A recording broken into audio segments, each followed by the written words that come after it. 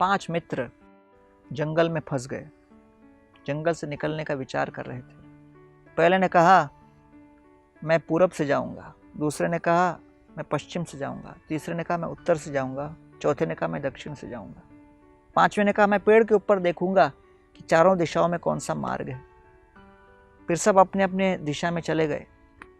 जो पूर्व में गया वो देखता है कि वहाँ पे भयंकर शेर, चीता इत्यादि हैं और उनके साथ संघर्ष करके उनको जीत कर आगे बढ़ने का वो विचार करता है और उसमें पारंगत हो जाता है।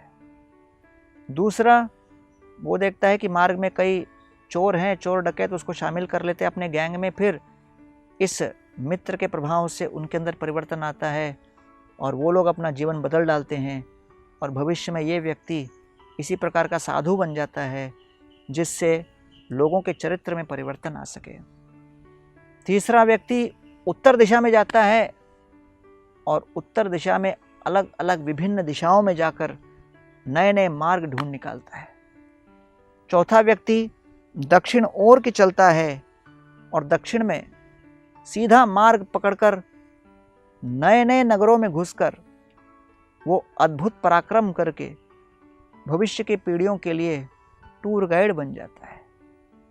और अंतिम व्यक्ति जो सीधा ऊपर वृक्ष के चढ़ता है, जिसको बाकी अन्य सभी के दिखते हैं, उसको समझ में आ जाता है कि कौन सा मार्ग सबसे छोटा है और वो स्पेशलिस्ट बन जाते हैं शॉर्टकट ढूंढने में।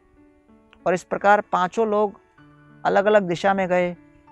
पांचों ने अलग अलग प्रकार से अपने जीवन के लक्ष्य साधे, लेकिन अंत में पांचों उस घनघोर वन से बाहर निकल गए।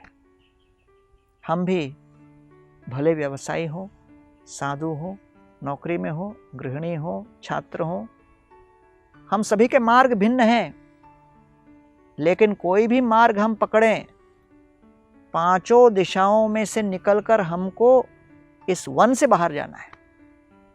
यदा ते मोह कलिलम बुद्धिर्व्यतितरिष्यति तदा गन्तासि निर्वेदम श्रोतव्यस्य श्रुतस्य च।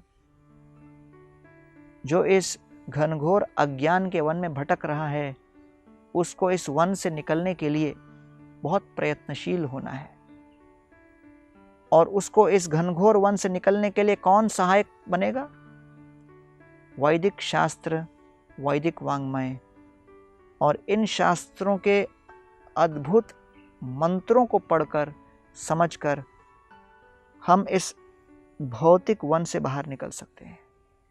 ये हमारे मनुष्य जीवन का मूल लक्ष्य है। और चाहे मार्ग कितना भी कठिन क्यों न हो, लेकिन असंभव नहीं।